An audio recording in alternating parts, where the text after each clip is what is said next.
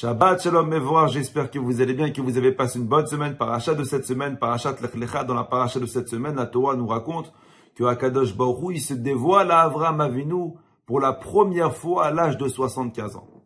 Avraham Avinu, depuis l'âge de 5 ans, il a cherché Hachem sur terre. Il a découvert très rapidement. Mais Akadosh Baruch Hu, il s'est dévoilé à lui seulement à l'âge de 75 ans.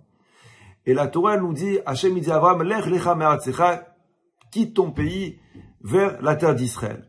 Qui sommes-nous pour parler de la grandeur de Avraham Avinu? Avraham Avinu, que la Torah le témoigne sur lui. Yachid be'olamo haya. Avraham Avinu, il était unique sur terre, comme Akadosh Baruch Hu, il est unique au ciel. Akadosh Baruch Hu lui-même, il appelle Avraham Avinu, Avraham Aouvi. Avraham, mon bien-aimé. Tu te rends compte, Hachem, il appelle mon bien-aimé. Plus encore, la Torah nous dit comme quoi, le monde, il a été créé pour Avraham Avinu. Avraham qui est Nézer Abria, le but de la création du monde. Pour essayer de comprendre un petit peu aujourd'hui qui était Avraham Avinu, notre ancêtre, mais surtout pour comprendre qu'est-ce qu'il a fait sur terre pour qu'Akadosh Baruch Hu il apprécie autant. Je vais vous raconter un midrash, mais avant de vous raconter ce midrash, je vais vous lire 2 lignes qui sont rapportées dans le livre du Baal HaTanya. Rabbi Shneur Zalman Meledi dit dans son livre, le Baal HaTanya, Tachlit Briato Shela Adam. Tachlit Briato Olam, le but de la création du monde, c'est lequel? Pour quelle raison Akadosh Baruch Hu il a créé le monde? Et le Rav dit, le but de la création du monde, Akadosh Baruch Hu liot dira batartonim. Akadosh Baruch Hu, il a voulu ardemment résider sur terre. Akadosh Baruch Hu, ce qui l'intéresse, ce n'est pas de résider au ciel avec les malachim, les neshamot, puisqu'il n'y a pas de choix entre faire le bien et faire le mal. Akadosh Baruch Hu, ce qu'il veut le plus, c'est résider sur terre, dans ce monde de Yetzer Hara, dans ce monde d'obscurité, et qu'on arrive à travers la Torah et les mitzvot, à éclairer le monde. Akadosh Baruch Hu, ce qu'il veut le plus, c'est résider sur terre. Et le Midrash, il nous dit comme quoi, avant la faute de Adam Arishon et de Chava, Akadosh Baruch Hu, il résidait sur terre. La terre, c'était une succursale du ciel. Malheureusement, Adam Arishon, il a fauté. Qu'est-ce qu'il a fait avec sa faute? Il a repoussé Akadosh Baruch Hu de la terre. Akadosh Baruch Hu, il a dit à Adam Arishon, tu veux fauter? Tu veux pas de moi sur terre? Il n'y a pas de problème. Je quitte. C'est comme si j'invite quelqu'un à la maison, je le reçois mal, je lui demande de partir. Ben, il quitte. Akadosh Baruch Hu, il dit, moi, je veux résider avec toi, je veux habiter avec toi. Tu veux pas de moi, tu m'écoutes pas, tu fautes. Je quitte. Après la faute de Adam Arishon, le Midrash, il dit que Akadosh Baruch Hu, il a quitté la terre pour se réfugier au premier ciel. On sait comme quoi il y a 7 cieux.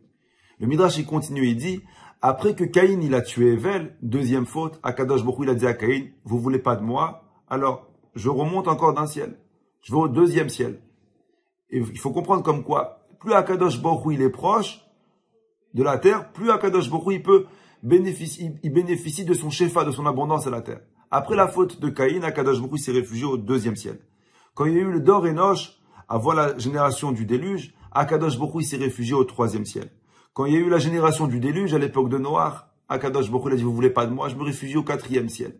Quand il y a eu la génération après de la tour de Babel, Akadosh Baruch Hu il s'est réfugié au 5e ciel. Quand après il y a eu la génération de Sédom qui ont fauté, Akadosh Baruch Hu s'est réfugié au 6e ciel. Et quand il y a eu la génération de l'Égypte, bien avant l'esclavage en Égypte, Akadosh Baruch Hu s'est réfugié au 7e ciel. Au moment où je vous parle, avant que Avraham Avinu il soit né, Akadosh Baruch Hu, il était le plus loin possible de la terre. Il était au 7e ciel. Quand Avraham Avinu, il est né, qu'il a découvert Akadosh Baruch Hu, et qu'il a réussi à proclamer le nom de Dieu sur terre, Avraham Avinu, vous savez ce qu'il a fait? Il n'a pas seulement proclamé le nom d'Hachem sur terre, mais quand une personne il proclame le nom d'Hachem sur terre, qu'est-ce qu'Hachem il fait? Il revient sur terre. Donc Avraham Avinu, il est redescendu. Il a fait redescendre Hachem du 7e ciel au 6e ciel. Yitzhak Avinu, il a fait descendre Hachem du 6e au 5e ciel. Yaakov Avinu, il a fait descendre Hachem du 5e au 4e ciel. Lévi, le fils de Yaakov Avinu, il a fait descendre Hachem du 4e au 3e ciel. Kehat, le père de Moshe Rabbeinu, le grand-père de Moshe Rabbeinu, il a fait descendre Hachem du 3e au 2e ciel. Amram, le père de Moshe Rabbeinu, il a fait descendre Hachem du 2e ciel au 1er ciel. Et Moshe Rabbeinu, il a fait descendre Hachem du 1er ciel à la terre. C'est grâce au Shiva Tzadikim, à ces 7 Tzadikim-là, que Akadosh Baruch Hu réside avec nous sur terre. Et c'est pour cette raison que Akadosh Baruch Hu, il a béni Avram de cette brachot. Quel message à nous ça nous apporte? Qu'est-ce qu'on doit retenir de cette histoire? On doit retenir une seule chose. Akadosh Baruch Hu, il veut résider dans notre vie. Et de la même façon que la première personne sur terre qui a fait résider Hachem dans sa vie, c'est Avraham Avinu. Akadosh Baruch Hu, il te dit, si tu me fais résider dans ta vie, alors je viens résider dans ton monde. Faites résider Akadosh Baruch Hu dans votre vie. Alors comment on fait? Pourquoi Akadosh Baruch Hu, il réside avec nous dans notre vie?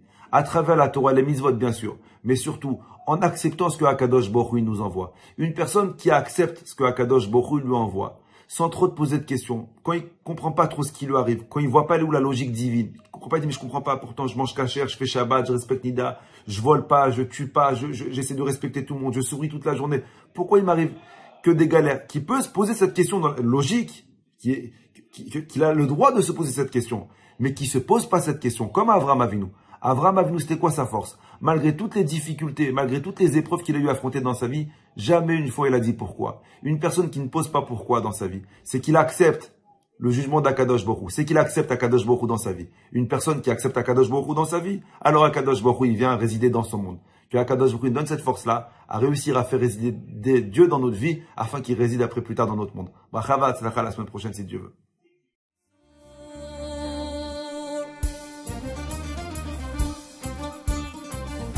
جايين من كل مكان للصويرة زينة البلدان نزورو ونرجع فرحان